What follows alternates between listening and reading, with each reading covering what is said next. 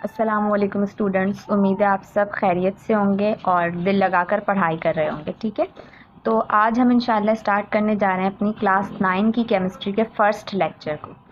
तो हम जब इस केमिस्ट्री को समझने जा रहे हैं तो हमें पता होना चाहिए कि हम पूरे सब्जेक्ट के अंदर स्टडी एक्चुअल में करेंगे क्या। ठीक है, तो सबसे पहले हम आ जाते हैं केमिस्ट्री की डेफिनेशन की तरफ, which is chemistry is the branch of science. Chemistry क्या है हमारे पास? साइंस की एक ब्रांच है। ठीक है, केमिस्ट्री क्या है? साइंस की एक ब्रांच है। अब ये क्वेश्चन अराइज होता है, ठीक है, हमने समझ लिया chemistry is the branch of science, but what is science? अगर कोई हमसे पूछे कि हमें साइंस की वन वर्ड डेफिनेशन बताओ, तो हम उसको कह देंगे कि साइंस इज फैक्ट। मतलब साइंस जो है वो फैक्ट है, हकीकत है साइंस। ठीक है, साइंस में हम हकीकत वाली चीज़ों के बारे में पढ़ते हैं, हकीकत के बारे में पढ़ते हैं। और अगर कोई हमसे प्रोफेशनल इसकी डेफिनेशन पूछता है, ऑफिशियल इसकी डेफिनेशन पूछता है, तो साइंस की कंप्लीट हमारे पास जो डेफिनेशन होगी वो है बॉडी ऑफ नॉलेज। साइंस क्या है? एक बॉडी ऑफ नॉलेज, मतलब मालूमात का एक जिस्म है। ठीक है, which is based upon observations and experiments. जिसकी जो बेस है, जिसकी बुनियाद जो है वो किसके ऊपर है? ऑब्जर्वेशंस पर है, कि हम किस तरह कोई भी चीज़ है लाइक उसके बारे में ऑब्जर्वेशन हमारी कैसी है उसके ऊपर है, और एक्सपेरिमेंट्स के ऊपर है। अब आपकी ऑब्जर्वेशन किसी भी चीज़ के बारे में हो सकती है। लाइक मैं आप लोगों को एग्जांपल देती हूँ कि लाइक हमारे पास ऑब्जर्वेशन हम यूजुअली कहते हैं मुशाहिदे को, मतलब जो हम ऊपर से किसी भी चीज़ के बारे में मालूमात कलेक्ट करते हैं। लाइक रोड पर एक्सीडेंट हुआ है, ठीक है, और जो देखने वाले हैं उन्होंने एक मतलब एक्सीडेंटली उन्होंने उस ऑब्जर्वेशन को उस एक्सीडेंट को देखा, तो ये जो उन्होंने जो कुछ देखा ये हो गई उनकी ऑब्जर्वेशन। अब उसके बारे में जो हम एक इन्फॉर्मेशन को अपने दिमाग के अंदर कलेक्ट करेंगे, वो हमारे पास पूरा साइंटिफिक मेथड वो हम इंशाल्लाह आगे चल के पढ़ेंगे आगे वाले टॉपिक्स के अंदर, तो वो फिर आप लोगों को इंशाल्लाह आसानी से समझ में आ जाएगा। लेकिन साइंस क्या है? हमारे पास बॉडी ऑफ नॉलेज है जिसकी बुनियाद ऑब्जर्वेशंस के ऊपर है और एक्सपेरिमेंट्स के ऊपर है। ठीक है, ठीक है, इतना तो हमें समझ आ गया। और अगर कोई क्वेरी हो तो आप लोग कमेंट्स में आस्क कर सकते हैं। ठीक है, उसके बाद हमारे पास है कि केमिस्ट्री के अंदर हम पढ़ते क्या है। एक्चुअल में हमें पता चल गया कि chemistry is the branch of science, but हम पढ़ते क्या है केमिस्ट्री के अंदर? तो हम केमिस्ट्री के अंदर पढ़ते हैं composition and structure of matter. Like कोई भी हमारे पास मैटर है, कोई भी हमारे पास मैटर है, तो कोई भी मैटर हमारे पास कैसे बन रहा है। ठीक है, कोई भी मैटर कैसे बन रहा है और उस मैटर का स्ट्रक्चर कैसा है, वो सॉलिड है, लिक्विड है, उसका कैसा स्ट्रक्चर है, किसी भी तरह का स्ट्रक्चर है उसका, वो अभी स्ट्रक्चर्स के बारे में हम इंशाल्लाह आगे चल के स्टडी करेंगे। तो हम ये पढ़ते हैं केमिस्ट्री के अंदर कि कोई भी मैटर कैसे बन रहा है और उसका स्ट्रक्चर कैसा है। अब क्वेश्चन अराइज होता है, बहुत सारे बच्चों को इसके बारे में पता होता है, बट कुछ जो है वो अननोन होते हैं इस बारे में कि व्हाट इज़ मैटर। ठीक है, तो मैटर हम हर उस चीज़ को कहते हैं, anything which has some mass and occupy space. हर उस चीज़ को हम मैटर कहते हैं जिसका कोई ना कोई मैस होता है, जिसका कोई ना कोई मैस होता है और वो जगह घेरती है, हर उस चीज़ को हम कहते हैं मैटर। तो हम केमिस्ट्री में पढ़ते हैं किसके बारे में है? Composition and structure of matter, कि कोई भी जो मैटर है जिसका कोई ना कोई मैस है, वो जगह घेर रहा है, तो वो कैसे मिलकर बन रहा है, उसका स्ट्रक्चर क्या है। अभी इंशाल्लाह जैसे जैसे हम आगे बढ़ते जाएंगे तो इंशाल्लाह ये आप लोगों को बात क्लियर होती जाएगी। हम chapter number I think so 1 के अंदर ही मैटर के बारे में कम्प्लीटली स्टडी करेंगे, और आगे चल के आप लोगों का एक चैप्टर भी आएगा which is states of matter, तो उसके बारे में उसमें भी आप लोगों को तकरीबन ज़्यादातर चीज़ें पता चल जाएंगी। ठीक है, और इसके अलावा और क्या पढ़ते हैं हम केमिस्ट्री के अंदर? ठीक है, हमें पता चल गया कि chemistry is the branch of science which deals with the composition and structure of matter. ये इतनी डेफिनेशन का पार्ट हमने कवर कर लिया, इसको समझ भी लिया।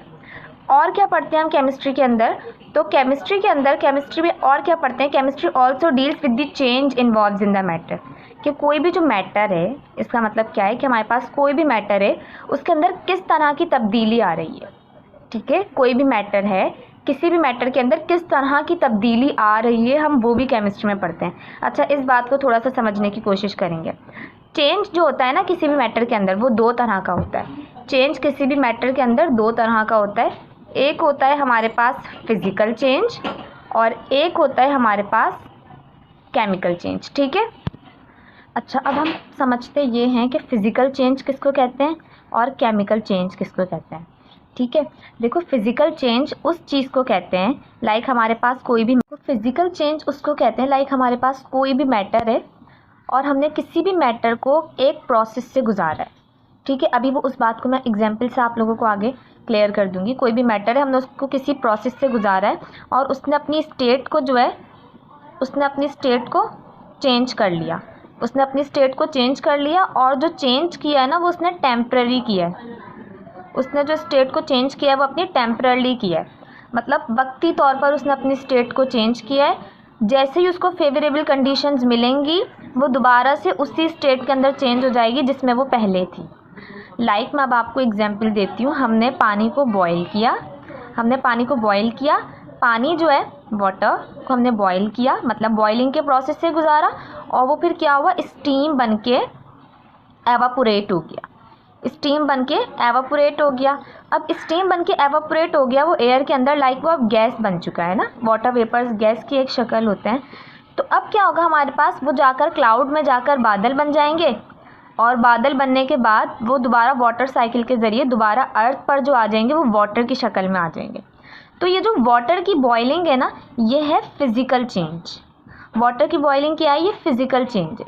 अब मैं आपको दूसरी एग्जांपल देती हूँ केमिकल चेंज की। ठीक है, अच्छा केमिकल चेंज की, मैंने मैंने लिया एग और उसको भी मैंने दोबारा से बॉइलिंग के प्रोसेस से ही गुजारा। वाटर को भी गुजारा था, इसको भी मैंने बॉइलिंग के प्रोसेस से गुजारा। तो क्या हुआ, हमारा एग पहले था लिक्विड की फॉर्म में और अब वो बन गया है कम्प्लीटली सॉलिड। ठीक है, लिक्विड की तरह के फॉर्म में था और अब हमारा एग बन गया है सॉलिड। अब क्या ऐसा हो सकता है कि एग को जैसे ही फेवरेबल कंडीशंस मिलें वो दोबारा से जो है वो लिक्विड की फॉर्म में आ जाए? ऐसा नहीं हो सकता। तो एग की जो बॉइलिंग है ये हो गई हमारे पास केमिकल चेंज। ठीक है, और एक्चुअल में हम केमिकल चेंज को ही केमिकल रिएक्शन कहते हैं। अच्छा, वो हम अभी आगे चल के पढ़ेंगे कि कुछ केमिकल रिएक्शंस इरिवर्सिबल होते हैं, कुछ रिवर्सिबल होते हैं। मतलब कुछ केमिकल चेंज भी ऐसे होते हैं जो दोबारा से अपनी पोजीशन में आ जाते हैं, लेकिन वो अभी हमारे टॉपिक का हिस्सा नहीं है, तो अभी हम इंशाल्लाह उसको आगे चल के स्टडी करेंगे। हमने क्या क्या पढ़ा उसको समराइज़ कर लेते हैं। केमिस्ट्री ब्रांच ऑफ साइंस है। ठीक है, साइंस के अंदर हम क्या पढ़ते हैं, हकीकत के बारे में पढ़ते हैं हम साइंस में, जो इस दुनिया में हकीकत में मौजूद है। अच्छा, और उसकी बेस किस चीज़ पर है, साइंस की ऑब्जर्वेशंस पर और एक्सपेरिमेंट्स पर। अगर साइंस की फील्ड में कोई भी बात कहता है, कोई भी साइंटिस्ट कोई बात कहता है, तो दूसरे साइंटिस्ट उसकी बात को ऑब्जर्व करते हैं और उस पर एक्सपेरिमेंट्स करते हैं। तभी अगर उसकी बात ठीक होती है, एक्सपेरिमेंट्स के ज़रिए रिजल्ट सही आता है, तो उसकी बात सही कंसिडर होती है, अदरवाइज़ उसकी बात को रिजेक्ट कर दिया जाता है। ठीक है, उसके बाद क्या है हमारे पास, केमिस्ट्री में हम पढ़ते हैं composition and structure of matter के बारे में, कि कोई भी मैटर किस तरह से मिलकर बन रहा है, किन किन चीज़ों से, किन किन दूसरी चीज़ों से मिलकर बन रहा है और उसका स्ट्रक्चर क्या है। ठीक है, और मैटर अभी मैंने आपको बताया कि हर वो चीज़ जिसका कोई ना कोई मैस हो और वो जगह घेरे उसको कहते हैं मैटर। इसके अलावा हम क्या पढ़ते हैं, chemistry also deals with the change involved in a matter, कि कोई भी मैटर जो है उस मैटर के अंदर किस तरह का चेंज आ रहा है, ये भी हम केमिस्ट्री में पढ़ते हैं। चेंज दो तरह के होते हैं, फिजिकल चेंज और केमिकल चेंज। ठीक है, अगर कोई भी मैटर किसी प्रोसेस से गुजरा है, उसने अपनी स्टेट तो चेंज की है, बट उसकी जो स्टेट चेंज हुई है वो टेम्प्रेरी चेंज हुई है, और जब भी उसको फेवरेबल कंडीशंस मिलेंगी तो वो दोबारा से जो है वो अपनी असल हालत में आ जाएगी। तो ये है हमारे पास फिज़िकल चेंज। लाइक मैंने अभी आपको वाटर की बॉइलिंग की एग्जांपल दी। और केमिकल चेंज क्या है कि अगर मैंने किसी भी मैटर को, एग भी मैटर है ना, मैंने उसको किसी प्रोसेस से गुजारा, लाइक बॉइलिंग के प्रोसेस से गुजारा, और उसने अपनी स्टेट को लिक्विड से सॉलिड में चेंज कर लिया एग ने। तो अब एग जो है वो दोबारा से अपनी असल पोजीशन के अंदर, अपनी असल स्टेट के अंदर नहीं आ रहा, परमानेंटली इसकी स्टेट चेंज हो गई है। तो ये है हमारे पास केमिकल चेंज। और केमिकल चेंज कोई केमिकल रिएक्शन से तशबीह दी जाती है। ठीक है, और अभी मैंने आपको बताया कि कुछ केमिकल रिएक्शंस ऐसे होते हैं जो कि दोबारा अपनी असल हालत में आ जाते हैं, लेकिन वो अभी हम इंशाल्लाह आगे चल के पढ़ेंगे, वो हमारे टॉपिक का हिस्सा नहीं है। तो यहाँ पर आकर हम अपने लेक्चर को एंड करते हैं। ठीक है, अपना बहुत सारा ख्याल रखिएगा, दिल लगाकर पढ़ाई कीजिएगा और वीडियो पसंद आए तो उसको लाइक कीजिएगा, चैनल को सब्सक्राइब कीजिएगा। ठीक है, अल्लाह हाफिज़।